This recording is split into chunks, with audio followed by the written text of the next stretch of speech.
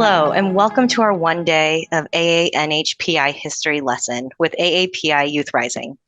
My name is Maddie Morich, and I'm a National Advisor of Whole Child Health at the Alliance for a Healthier Generation. We're very excited to reconnect with our friends at AYR and learn about Asian American, Native Hawaiian, and Pacific Islander history and culture. After the lesson, AYR board members will respond to questions that we've received ahead of time. But first, I'll pass it over to the AYR board members to introduce themselves. Hi, my name is Mina. I'm the founder and executive director of AAPI Youth Rising, and I'm a sophomore in high school. Yeah, excited to be here. Hi, I'm Charlie. I'm the Director of Communications and Operations at AAPI Youth Rising, and I'm also a sophomore. Hi, I'm Cooper. I'm the Finance Director of AAPI Youth Rising, and I'm a junior. Hi, I'm Jasleen. I'm one of the founding board members, and I do IT for API Youth Rising. I'm a sophomore. Hi, I'm Ethan. I manage the lesson, and I'm a freshman. Hi, I'm Maxwell. I am the Special Projects Director for AYR, and I'm a junior. Thank you so much for joining us today. Before our lesson, let me tell you a little about AYR. AAPI Youth Rising is a national student-led organization that was founded in 2021. They believe in the collective power of small actions. They unite communities against hate through civic engagement, speaking out, advocating for diverse curricula in our schools, and celebrating creativity. In May 2022, AYR's founding board team joined Healthier Generation and Kohl's Healthy at Home to talk about their 1 by 180 pledge. And since then, they have developed free classroom lessons that schools and youth organizations can implement nationwide. There are 150 chapters across 35 states volunteer to teach the lesson in their communities. For this work, President Biden honored Mina at the United We Stand Summit as one of 16 civilian uniters. AYR has partnered with the California Civil Rights Department on the launch of California's first non-emergency hate reporting hotline called cavershate.org. They've provided testimony to the White House and signed on to pieces of legislation in support of AAPI history mandates and many others in support of youth communities. Thank you so much for leading us in this lesson today. Can you please tell us what motivated your team to develop this lesson for schools?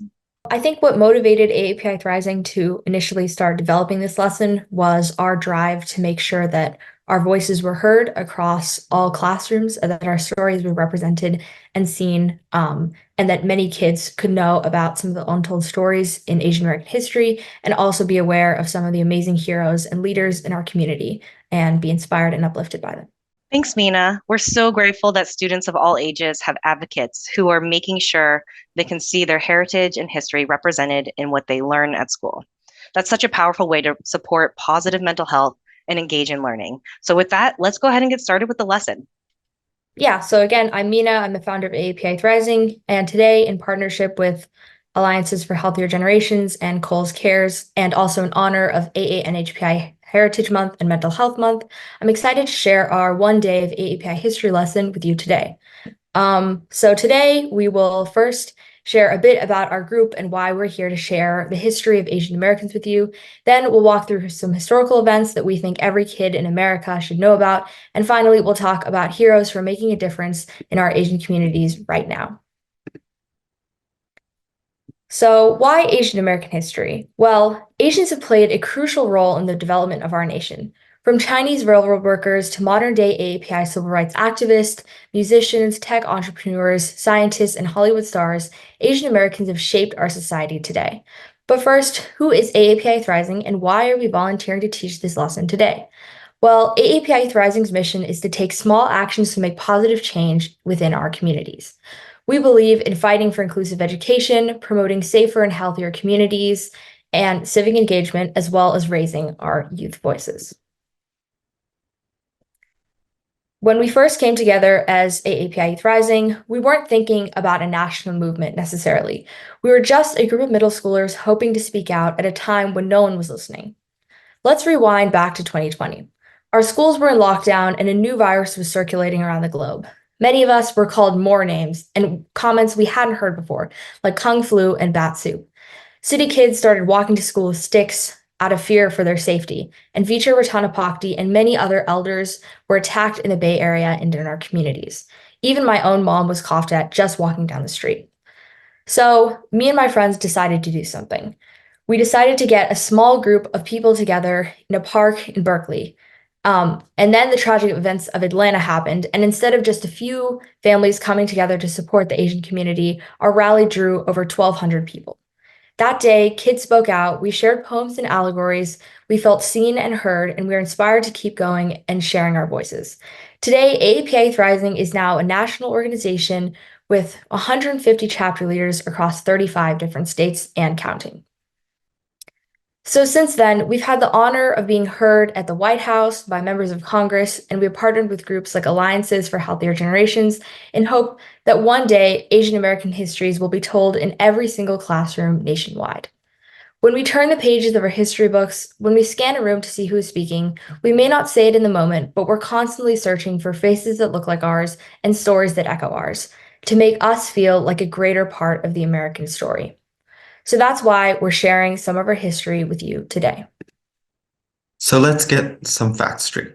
Asian Americans are the fastest growing racial group in the United States, yet we are one of the most diverse. We represent over 50 ethnic groups and more than 100 languages. However, we face distinct problems. 80% of Asian American young have experienced bullying. And shockingly, in a 2021 suicide was the leading cause of death for Asian American youth, according to the CDC. And LGBTQIA+ are 4 times more likely to attempt suicide. We know that education, including our stories and representation, all make a difference in being seen. Recognizing our mental health challenges is also key to making a difference. We are also proud to support legislation including the Recognizing AAPI Mental Health Day on May 10th, the Stop Mental Health Stigma in Our Communities Act, which addresses the unique mental health needs in our community, and the Teaching Pacific American History Act. Last year, we had the honor to meet with Senator Mazie Hirono, who championed this kind of legislation. So, coming out of the pandemic, we are excited to see that people are finally talking about the stereotypes that Asian Americans are facing, and also how xenophobia impacted our community during the pandemic. It's important to note that xenophobia against Asians is not new. Throughout U.S. history, Asian Americans have been scapegoated as the cause of the country's various problems and catastrophes, including economic trouble, war, terrorism, and most recently, the pandemic. Xenophobia also affected the API community right after the terrorist attacks on 9/11 when the World Trade Center in New York City was attacked. After 9/11, many South Asians, Muslim, Sikh, and Southwest Asians were the target of Islamophobia, resulting in numerous hate crimes, employment discrimination, bullying, harassment, and profiling. Part of dismantling xenophobia and the stereotypes surrounding our community is through recognizing that history can repeat itself. So let's talk about some major moments in Asian American history. We'll also share stories of those who have come before us and whose shoulders we stand upon today. Did you know that the first Asians to come to the Western Hemisphere were Chinese Filipinos who settled in Mexico? Filipino sailors arrived in California as early as 1587, and in 1763, Filipino sailors settled in a Louisiana bayou and became the first Filipino immigrants to settle in the United States. They were known as Manila Men, and they made many contributions, including revolutionizing the shrimping industry. So contrary to the perpetual foreigner myth, the idea that AAPI will never truly be part of America or be fully American, Manila Men are just as a part of our history that shows how long Asians have been part of the fabric of America. Nearly 100 years after the Manila Men arrived to Louisiana in the 1850s, gold was discovered in the Sacramento Valley of California, and many Chinese immigrants entered the United States to join the California Gold Rush and to build the Transcontinental Railroad. The work was difficult, and due to anti-Chinese sentiment, white workers would not initially work with Chinese immigrants. The Chinese immigrants built a reputation of strength, efficiency, and reliability, and were eventually hired alongside white counterparts, while only making 30% of the same pay. Eventually, they organized labor strikes and demanded higher wages and reduced workdays. After the gold rush, the economy in the United States started to decline. Ultimately, racial persecution and a shaky economy eventually led to the U.S. decision to shut the door on Chinese immigration. The Chinese Exclusion Act was the first and only major federal action that literally kept out a group of people of a certain nationality out of the country. Chinese immigration faced extreme persecution and violence during this time. Many were forced to abandon their businesses and homes, and they received very little protection for the law. In 1902, Chinese immigration was made permanently illegal, and the Chinese population sharply declined. It wasn't until World War II when the US government realized they needed to improve relations with China, an important Asian ally, that Chinese immigrants and their American-born families became eligible for citizenship. Even today, many of us are viewed as perpetual foreigners by being told to go back to where you came from and assuming we don't speak English, even though we have been in the US since the beginning. According to the Pew Research Center, 1/3 of Asian Americans have been told to go back to our home country. The photo above is from one of our art activist events where we organized an art show in support of California's Ethics Studies mandate, AB 101. The Twin Walls muralists from San Francisco unveiled this AAPI Heroines mural at our art show. The mural depicts 3 important figures in AAPI history alongside AAPI Youth Rising at our rally. First is Grace Lee Boggs, who is depicted there. She was an intersectional activist who advocated for women, housing rights, and the Black Power movement and the AAPI movement. She's also a philosopher who championed youth, and she lived until she was 100. The one on the right is Violet Margisan, and she is a Bay Area Filipino activist and former political prisoner during Marcos regime. In the middle is Yuri Kochiyama, who is an American civil rights activist influenced by her family's experience in the Japanese internment camps and her association with Malcolm X. She advocated for many causes, including the anti-war movement, reparations for Japanese American internees, and the rights of political prisoners. And at the bottom, on the corner of that mural is AAPI Youth Rising depicted in a photo of us marching on the bridge during our rally. Just a few years before the Chinese Exclusion Act in 1892, the U.S. annexed Hawaii. Hawaii's monarchy was overthrown when a group of businessmen and sugar planters forced Queen Liliuokalani to abdicate. Leading up to this moment, policies were put in place that contributed to racial segregation in Hawaii, including the prohibition of Hawaiian language in schools. This is another example of how the government policies specifically serve to treat a group of people as, quote, perpetual foreigners, even if they were on their own land. Yet, did you know that it took the government over 100 years to apologize to Hawaii for its annexation?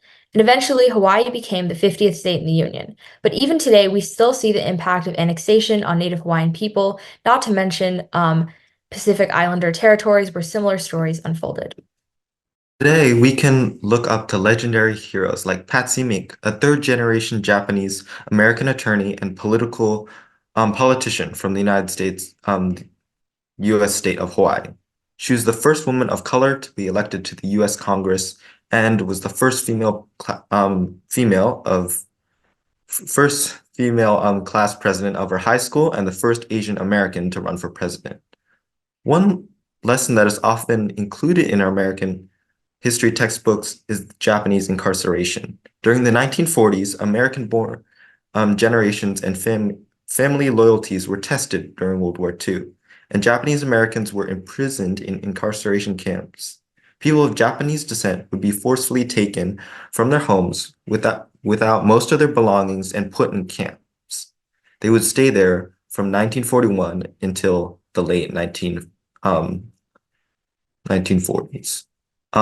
Did you know around 2/3 of the Japanese who were incarcerated were actually American citizens? It wasn't until 40 years later, after the Japanese incarceration, that the United States issued an official apology and compensated the survivors of these camps. The U.S. government disregarded the citizens' rights of thousands of people, and they were still seen as foreigners because of their identity. So again, it's important to note how history keeps reinforcing these myths that have existed. That's another reason why it's important to learn about our diverse histories. Here are some quotes from our AAPI Youth Rising members about why it's important to learn about our diverse histories. You can see them on the slide. Now we'll turn to another myth. During the 1950s to the 1960s and during the Cold War, Asian Americans were labeled as the model minority, while still being viewed as perpetual foreigners. The term model minority was first coined in the 1960s by a sociologist who claimed that Asians should serve as models for other minorities to achieve success in America. This image to the left is an example of how the media portrayed Asians as the American success story.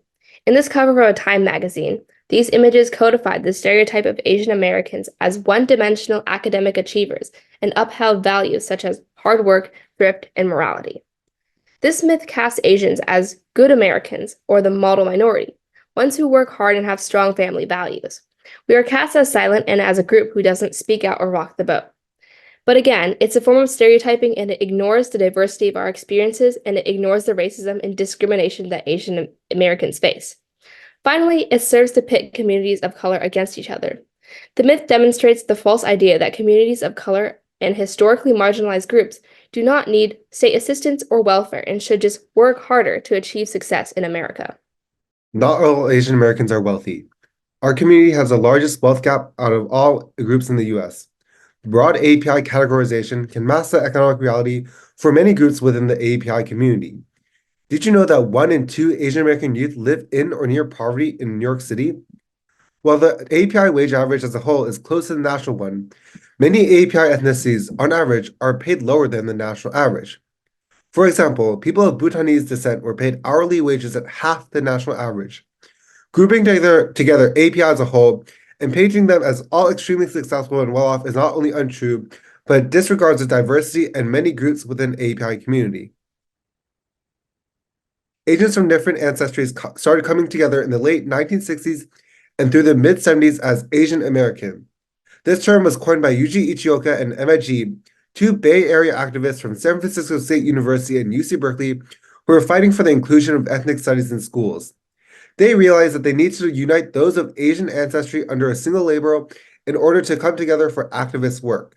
These leaders came together in an important moment for AAPI civil rights history to speak out in solidarity after the murder of Vincent Chin.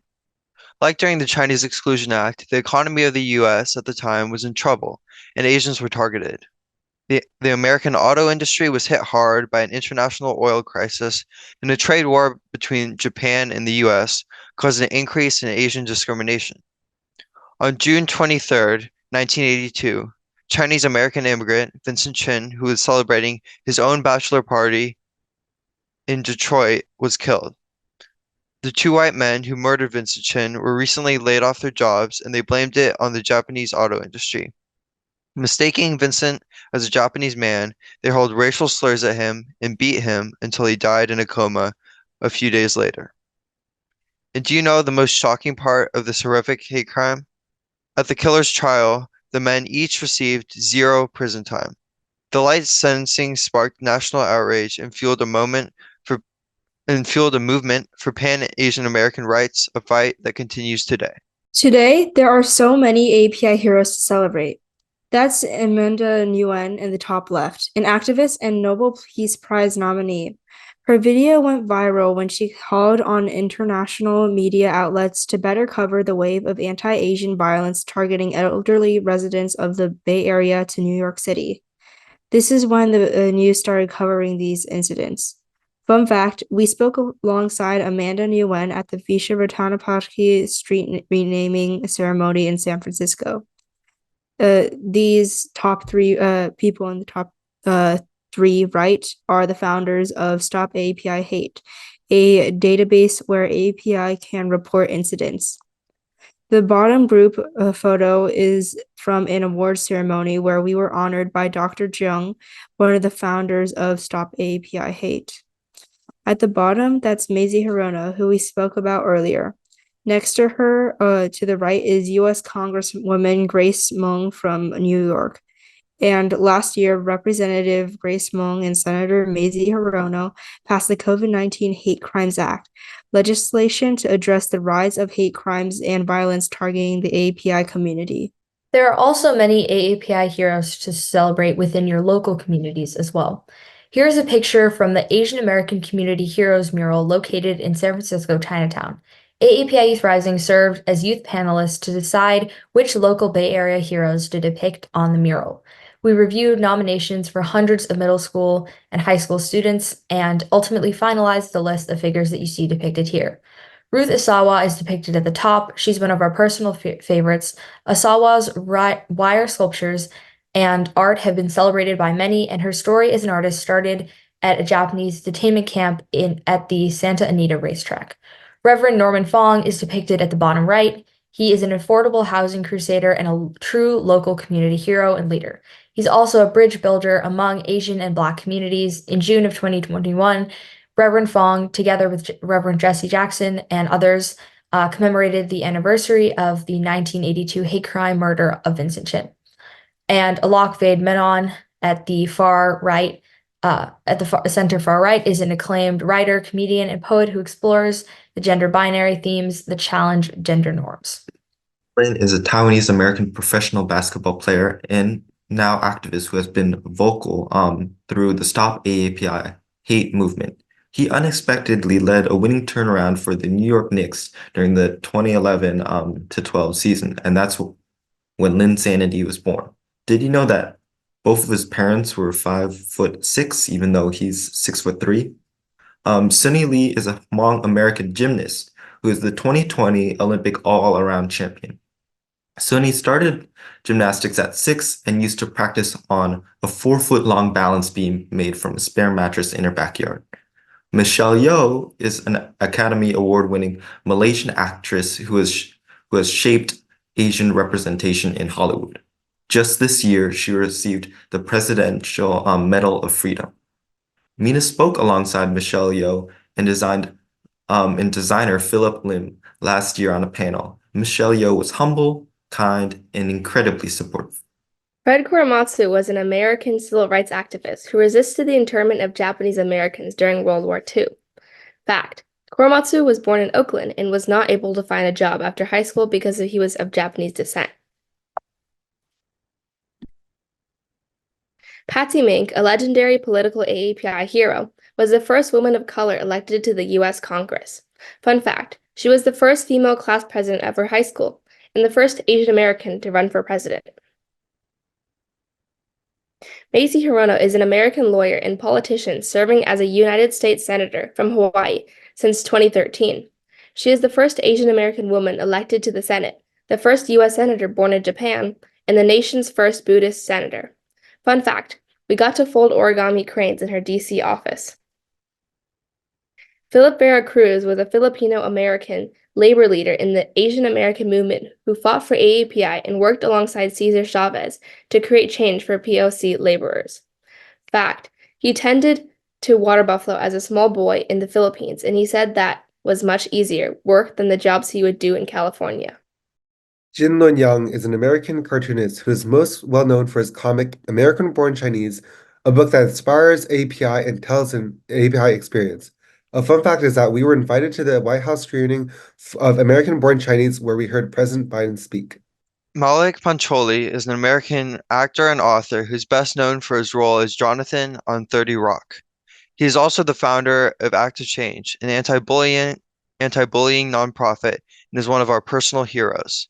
Act to Change joined our rally back in 2021, and since then, Malik and the entire Act to Change team have been our mentors. Kalpana Chawla was an Indian-born American astronaut and a mechanical engineer who's the first Indian woman to go to space.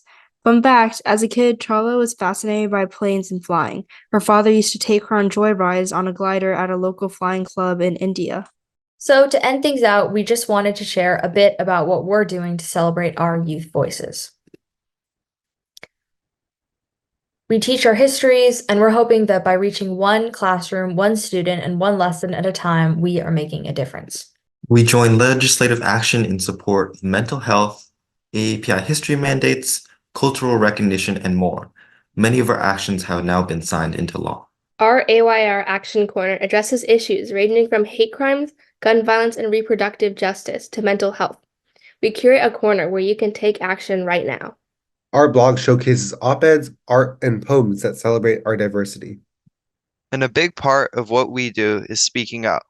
Youth voices matter. Instead of staying silent, many of us are speaking out in our communities. People are finally starting to hear the AAPI youth perspective and what we have to say. We've been heard at the White House, Congress, the President's White House Initiative on AA and HPI, and the California Civil Rights Department, local school board meetings, community gatherings, and the global stage.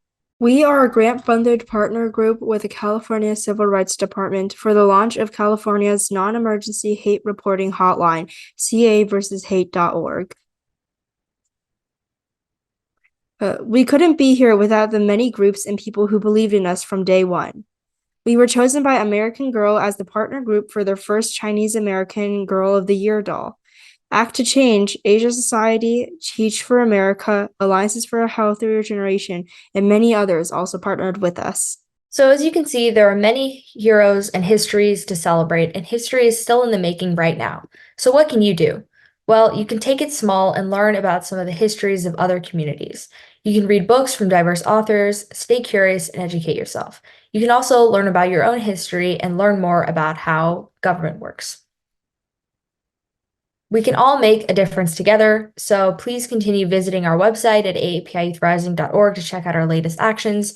You can share our lesson or stream it online. You can report hate incidents, and in California, you can visit caversushate.org to report those incidents. You can stream the United We Stand Summit to hear stories of those in America who are standing up to hate-fueled violence. And finally, our hope for all of you all is, and our takeaway that we wish for you all to have, is that your small actions do matter and that you can make positive changes in your communities. We hope that you will continue to support us. Thank you so much for sharing this sliver of really rich American history of the AANHPI folks, which is often not showcased in our history books. And I'm feeling personally inspired by your advocacy and really wanting to take small actions by learning more and speaking out in my own community. So thank you once again for that wonderful, inspiring lesson. And if you all are ready, let's get to some of those questions. The first question is, what are some ways youth can be advocates for their AANHPI peers? Well, we mentioned this in the lesson before, but I think one of the biggest ways that people can support AANHPI youth is learning more about their histories and more about the history of Asian Americans in this country as a whole. There are a lot of stories out there that you can find online and other places, and there's a whole lot to learn. So I would encourage anyone to learn more about that. And my second piece of advice would also be to just listen to your peers, listen to others, and also listen to people who you may disagree with as well. At this point in our country and our nation's history, we are at quite a polarizing moment in current events. But I think that if we can listen and have open dialogue and open discussions with people who we might disagree with, a lot of work can be done and a lot of things can be done to further benefit the AAPI community and AAPI youth as well. So. Thanks for that, Mina, and thanks for the reminder to always be learning and staying curious about other stories and about the stories of our heroes in the past. Our second question is, what are some of your favorite resources for learning more about AANHPI culture and history? Okay, that's a great question. So we actually have a very great resource page on our website, which is AAPIYouthRising.org. And we have many different resources from Teach for America, Alliances for Healthier Generations, Diversify Our Narrative, Act to Change, and many others. So please check that out if you would like to learn more. Thanks, Charlie. I'll definitely be checking out the AAPIYouthRising.org website later today. Our third question is, what are some ways teachers and school staff can foster a more inclusive and supportive environment for AANHPI youth? Teachers and staff can just foster more inclusivity in the classroom environment just by bringing in some representation, such as just showing lessons, plans, and inclusive histories like the one we just presented. Also, simply educating yourself on kind of these kinds of histories will help get rid of subconscious bias to a certain extent, which can make students feel more safe in their classroom environment. And if a teacher or school staff sees hate, they should explicitly address it. Thanks, Jasleen. I think that's a great reminder to always be looking for more inclusive stories and making sure that our students are feeling represented by the figures that they're seeing in class. The next question is, what's one thing you wish adults knew about growing up in an AANHPI community today, and how might knowing this help them support youth mental health and overall well-being? That's a great question. I think that just understanding or not always assuming a lot of things and being open to many different opinions and to not immediately jump to conclusions. And especially for, I think, the AAPI community, recognizing positive stereotypes, because that still is a way of racial profiling that kind of flies under the radar and puts a ton of pressure on AAPI kids to meet that standard.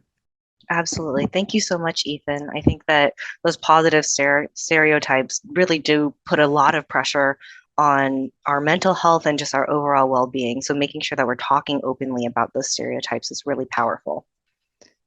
And our last question is, what are your favorite ways to learn about cultures and histories that are unfamiliar to you? And where can other young people get started? Yeah, so I love actually experiencing a part of a new culture through their food, music, and language. Much of the discomfort or ignorance we have towards other cultures often comes as a lack of understanding. Actually, interacting with people from a culture and seeing their customs can help us become more familiar with their differences and learn to appreciate their uniqueness. For other youth with the privilege of living in big cities, it's relatively easy to go out to Chinatown, an Indian restaurant, or a Middle Eastern market. But for others, it is more difficult. However, now with so many resources online, it's easier than ever to learn about the history of another people and see how their cultural traditions came to be. I'm going to pass it off to Max to answer the same question. Thank you, Cooper, for the excellent response, and it's also a great question. One of the best ways to learn about cultures you don't know is to throw yourself into conversation and cultural activities like Cooper said. Go to celebrations and events to get to know people around you and the culture they associate with. Listen to their stories and anecdotes while staying curious, which are a great first-hand source of information about other cultures. In addition to real-life engagement, I love consuming media and encourage you to do the same about other cultures to learn more about them. For example, reading cultural stories and histories and watching documentaries are some great examples, which is what Cooper was hinting at. I recently read 100 Years of Solitude by Gabriel Garcia Marquez, which highlights aspects of Latin American culture mixed with magical realism.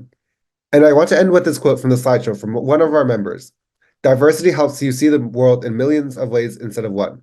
Thank you so much. Thank you so much, Cooper and Max, for reminding us to really stay curious and try and experience different cultures in any way we can, be it through a book, through media, movies, or even if we're lucky enough to have the privilege of being near different cultures in where we live. So going to a different part of the city and experiencing maybe a celebration that's going on and really understanding the rich, diverse cultures that really make up our nation today. So thank you all so much for these responses. And thanks again for taking your time to lead us all in this lesson. How can folks find AAPI Youth Rising and get involved in the work that you're doing?